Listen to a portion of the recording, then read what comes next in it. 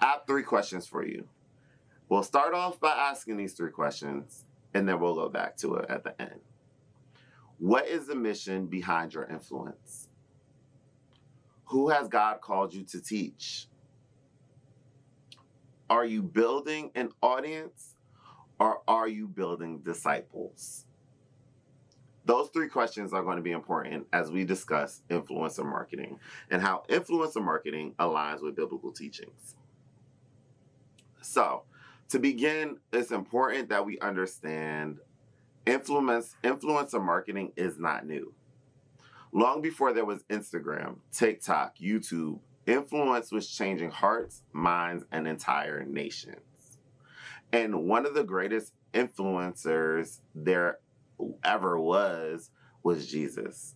And we see it through the Gospels. We see how Jesus was able to not only influence his disciples, but influence entire nations of people to be able to connect it with the community and change and show us thousands of years later that he truly is the way, truth, and light. All right? So, today we're going to examine influencer marketing through the lens of Scripture. Not to reduce the gospel to marketing, but to see how many of today's marketing principles reflect timeless truths about leadership, trust, relationships, and multiplication. So if you haven't already, get your notebook because we're going to be talking about the influencer marketing framework today. Key things. And when we're talking about this framework, we have to understand that there are 7 key things that go into it. 1 is the business goal. 2, knowing your audience. 3, choosing the right influencers. 4, creating authentic content. 5 is to launch the campaign. 6 is to measure the results. 7 is to optimize and repeat. So, before we begin with that, we have to understand that what is an influencer? An influencer is defined as someone who uses their authority, expertise, experience, or credibility to inspire a specific audience to take action. Notice, it's not about popularity. It's about trust. It's about people understanding who you are and believing in you, not just you're the new wave. You're the new popular thing. People don't follow influencers because they have followers. They follow them because they trust and believe them. So, before we even jump in further, are you somebody that somebody can believe in? Is your business something somebody can believe in? Is your business something somebody can trust? We spoke previously about brand trust. Are you showing up still as a person that people can believe and trust in? Next, what is influencer marketing? Influencer marketing is a marketing strategy where brands partner with trusted individuals to communicate their message to an established audience. Instead of speaking directly to consumers, brands leverage relationships that already exist. Why? Because people trust people more than advertisements. We said this before. Chick-fil-A, real people paid for their real testimonials, word of mouth marketing, WOM. People trust people. So it's important that we have a good rapport amongst people because people trust people. So why does influencer marketing work? Influencers have spent years developing trust, credibility, consistency, relationships. That trust becomes social proof. If I say I trust somebody, I can vouch for their credibility, I can vouch for their consistency, have a great relationship with them, you're more likely to go with that person based off of what I say about them because they have a good rapport. And I don't want to just go into something second guessing it, but I want to be able to go into it being able to believe what I'm getting is credible, what I'm getting. So a lot of times when you go on Amazon and you go to look up a product and you're like, I want to find out if this is a good product or whatever, one of the first things we do is we look at the reviews because we want to vouch for their credibility. Is this product I'm paying for going to be the best one for me?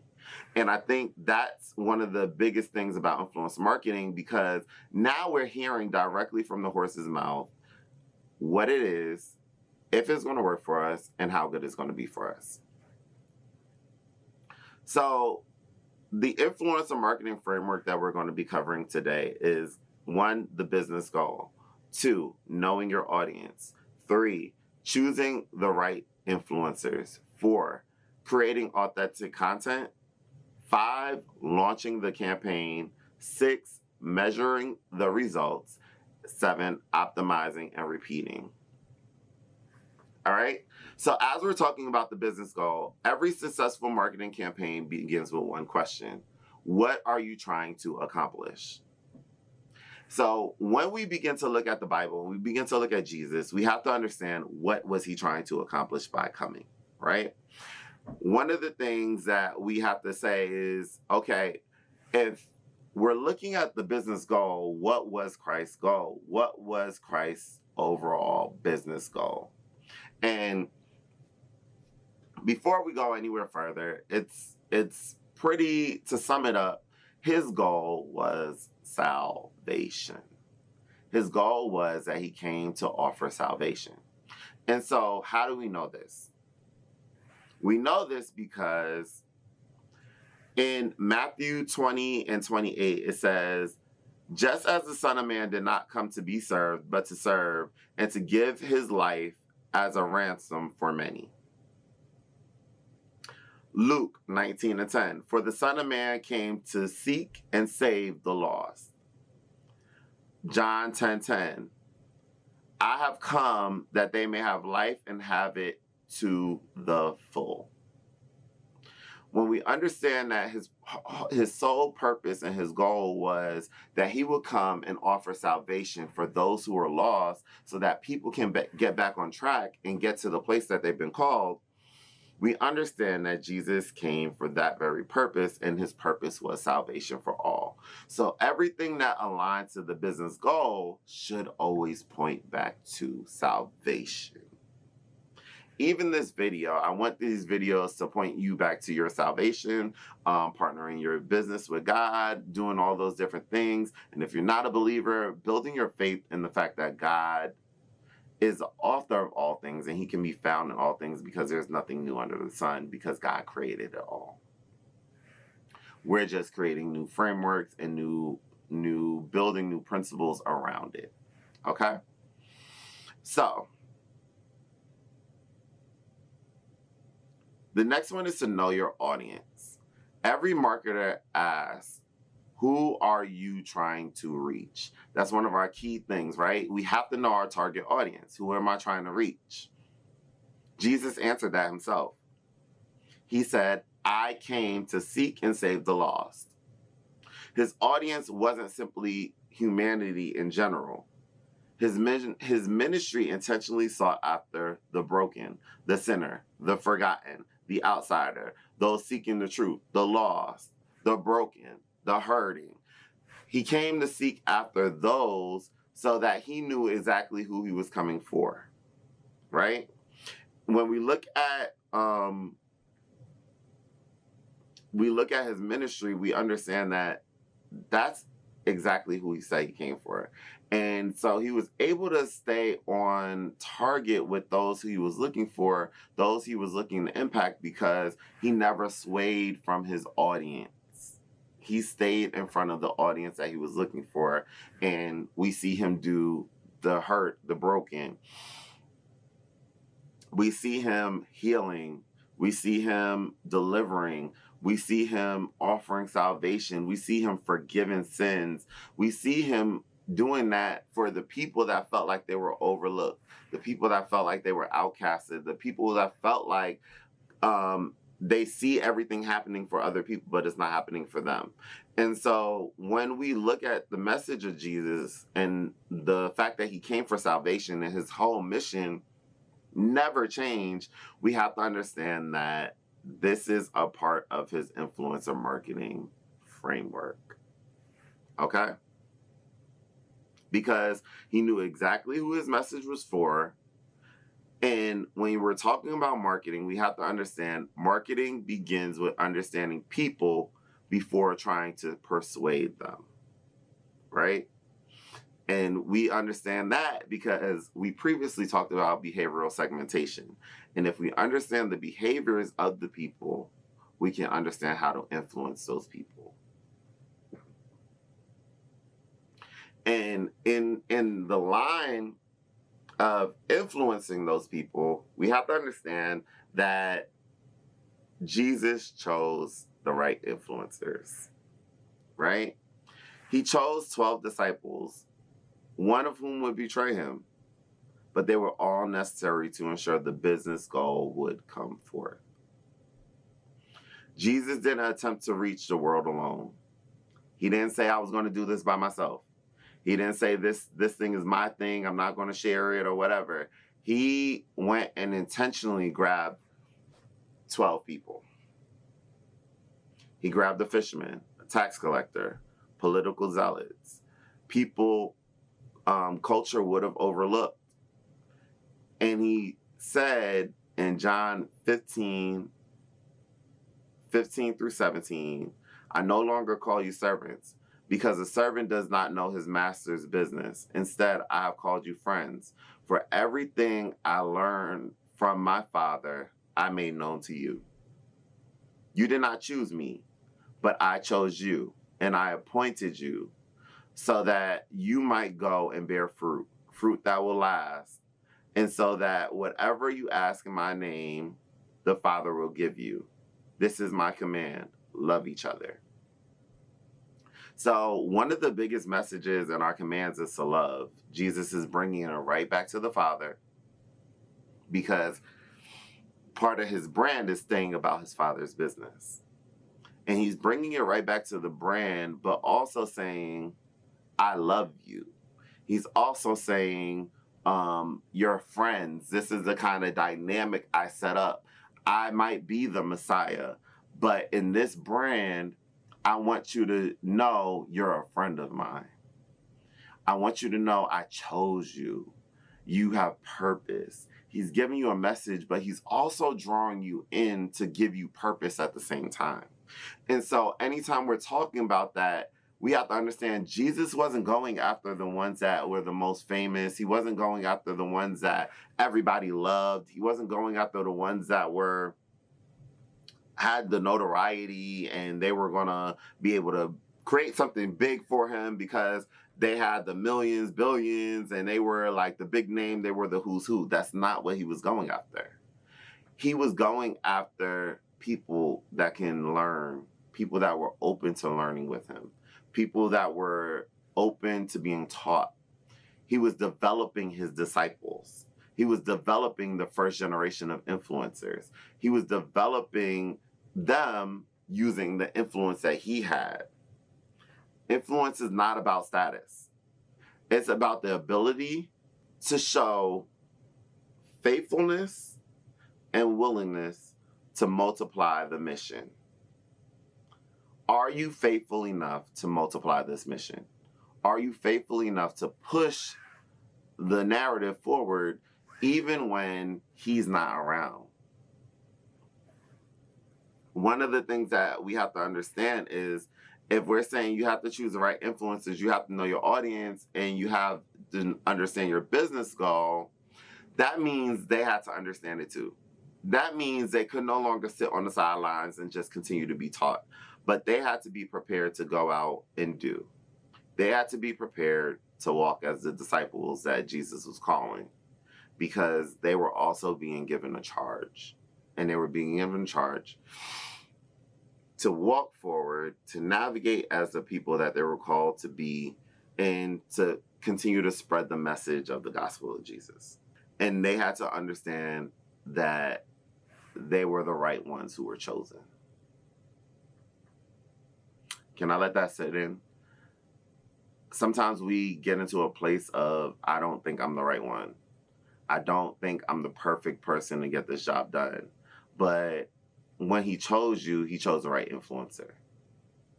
Whatever you're called to do, wherever you're called to go, I need you to understand you're the right influencer for the job. Jesus didn't just choose you for no reason. God didn't just choose you for no reason. You're the right influencer to do the job that you've been called to do. You've got to just show up in faithfulness and willingness to continue to multiply the mission. If you're a kingdom business owner, you're a kingdom entrepreneur, you have to be able to understand what's your mission. How can your mission continue to serve Christ?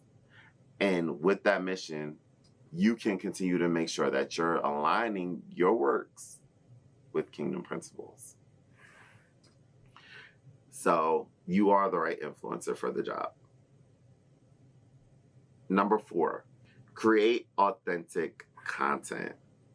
When we're talking about creating authentic content, we see Jesus teaching his disciples how to function in power and authority, how to navigate under his teachings, how to perform miracles, while walking with him, gaining notoriety as those who walked with the Messiah. We see the masses following him, and we see them go from the fishermen to now those walking as the apostles in power and authority. Jesus didn't come here for people to remain the same. He came so that he can transform lives. Today's influencers create videos. The influencers then were creating signs, miracles, and wonders. He didn't just simply tell people what to say. He invited them to walk with him. They watched him teach. They watched him heal. They watched him forgive, pray, love, serve, perform miracles. Their message became authentic because it came from lived experiences. People were able to see the fact that Jesus was doing all of these different things. They were able to tangibly touch it. They were able to tangibly talk about it, which meant that people trusted him enough to continue to spread the word and create more influence around the topics.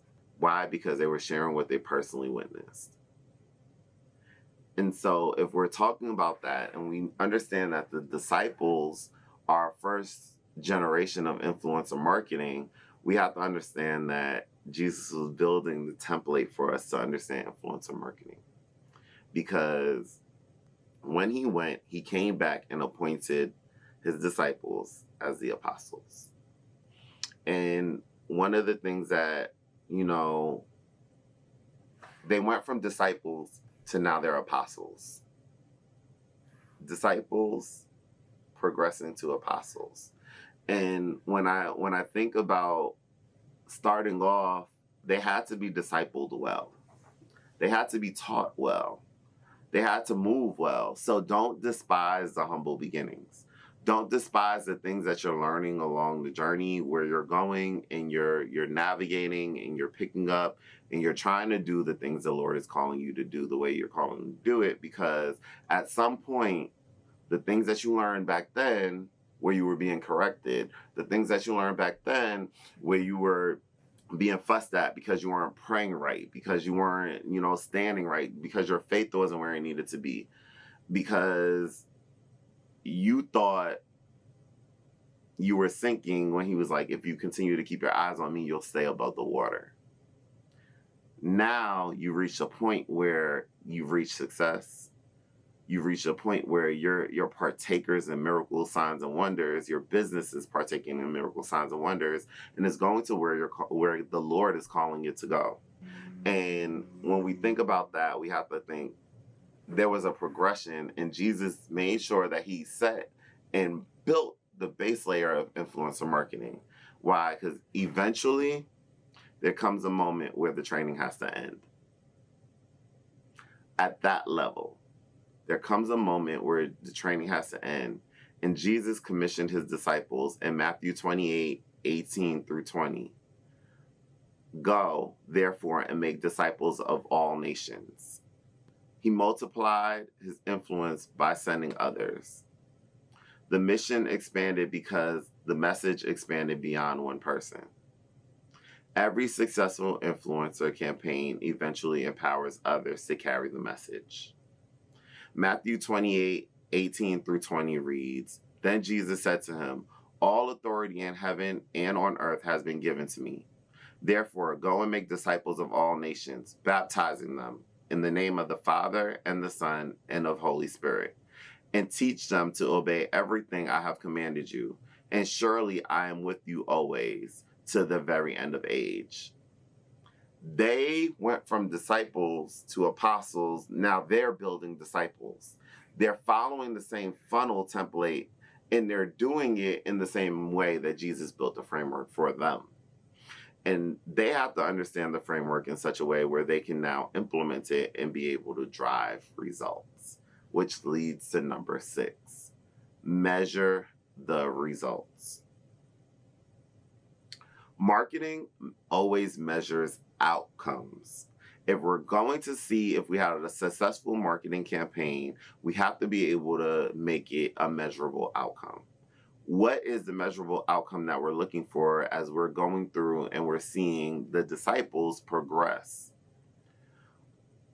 We have to understand that in Acts 2:40-41, it says, "With many other words, he warned them, and he pleaded with them, 'Save yourselves from this corrupt generation.'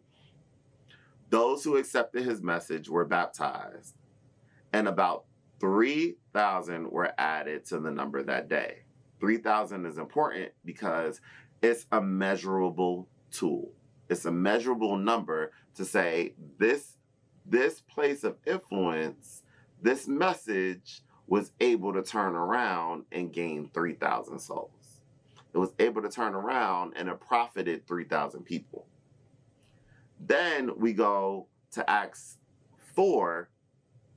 In 4, it says, "But many who heard the message believed." So the number of men who believed grew to about 5,000. The number of men who believed grew to about 5,000. So if we're going to understand measurement tools and marketing measures tools, we have to understand that this right here is proof and evidence that influencer marketing is working. We just have to understand the framework and use it properly. The early church celebrated transformation because every number represented a person impacted by the gospel. Measurement is not about vanity, it's about stewardship. Healthy organizations measure what matters. I'm going to say it again. Healthy organizations measure what matters. And if we can't measure the people that God has given us to steward, that means that we don't take the time enough to care about what we've been called to cover.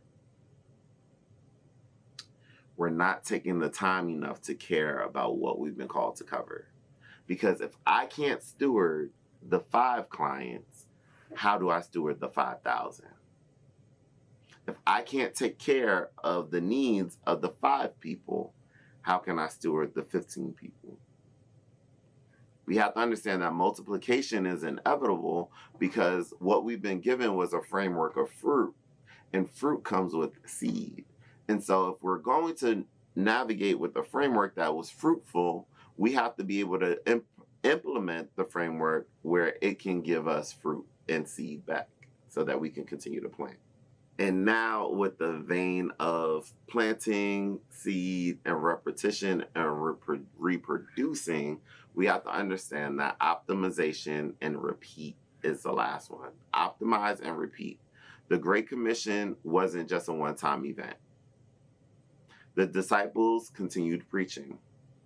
They developed new leaders. They planted churches. They adapted to different cities and cultures while keeping the gospel unchanged.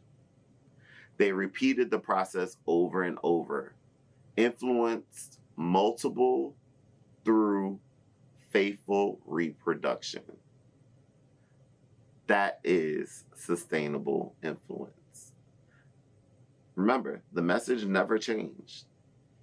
Their message remain the same. There's power in the name of Jesus. Salvation can be found in Jesus. The only way to the Father is through the Son. That by Christ you've been made healed. They kept the same message and it remained unchanged and consistent. And because of that, people were able to trust them and believe in their brand. So, if we're going to talk about influencer marketing, we have to understand Jesus demonstrated the principles that we see today and we recognize in marketing. He had a clear mission, a defined audience, intentional leader development, authentic communication, strategic commissioning, meaningful measurement, continuous multiplication. The technology never changed. The principles of influence have not. As believers, our goal isn't simply to gain followers. It's to have influence in the sphere that God called us to. If you're a business owner, where is your influence? What are you called to do? Just like I said in the beginning, I had 3 questions for you. What is the mission behind your influence? Jesus' salvation. Who has God called you to reach? Jesus, the lost, the broken, the hurting. Are you building an audience or are you building disciples? Because if you're building an audience, the message stays right where you are. But if you build disciples to carry the message, your reach extends out further. Why? Because the disciples were the very first influencers that we had under influencer marketing. So y'all, this was Connected to Create Influencer Marketing, where we're talking about influence, we're talking about marketing from a biblical standpoint, and we're applying marketing principles and frameworks by using the Bible, which is our first teacher. So I'm Kyle Robertson from Connected to Create. I look forward to us connecting. And if you haven't already, please like, comment, and subscribe. Send a comment on how this video might have helped you, any kind of things that you're looking forward as we relate to marketing and biblical marketing principles.